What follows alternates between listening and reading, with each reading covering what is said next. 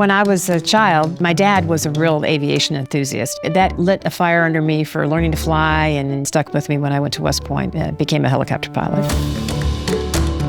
That was in the very early days of Women at West Point. I was in the 4th class. Not everybody was excited to accept us.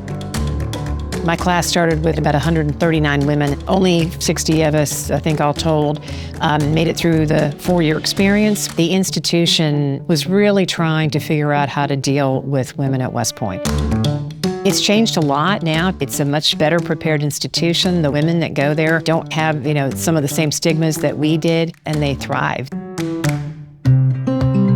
So Kathy leaves West Point as a 2nd lieutenant, but then finally was able to get to flight school and became a pilot, and in fact became a test pilot and a pioneer for early women in that branch. So many words to describe Kathy. 2 come to mind immediately. That's grit and determination. I did just about 6 years of active service. I ended up finding a job with a defense contractor. Just a few months after I got that job with that company, they won the contract to support the State Department's Air Wing, and I got to know a lot of different aspects of the defense contracting business. That gave me a really good knowledge base of how to win a contract, run a contract, and make it successful. I decided to go out on my own, and I went into my boss and I said, okay, I'm gonna leave, I'm gonna go start a small business. He said, I'm going with you. He became my business partner. That's Bill Schelt. We had complementary skills that were really a foundation to starting a good small business.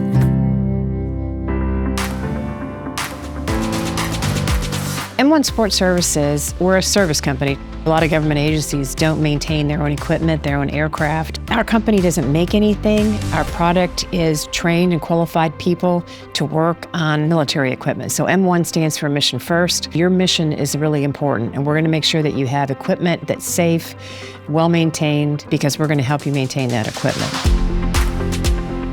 We started the company in 2003. In our first full year, we did a little over $1 million in revenue. By year 3, we were doing about $6 million in revenue. In 2023, we did just shy of $1 billion in revenue.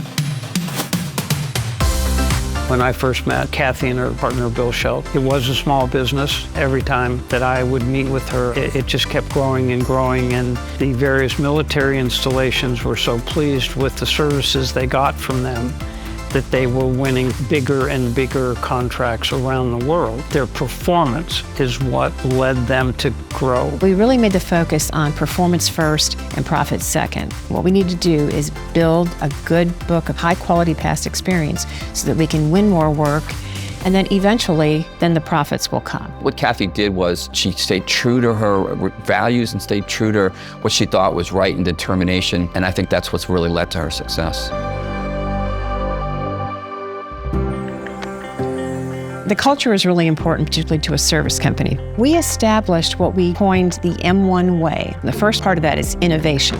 One of the other things is integrity, self-improvement. Another one of those pieces is leadership. And the last part of that is urgency. So those are the tenets that we brought into our culture. I think Kathy is an expert talent evaluator. The kind of culture she built is so much a reflection of her personality. She's got the highest emotional intelligence of anyone I know, frankly. The management style I have observed from Kathy Hildreth is one of high expectations, yet she's compassionate. And that, to me, is the mark of a great leader/manager.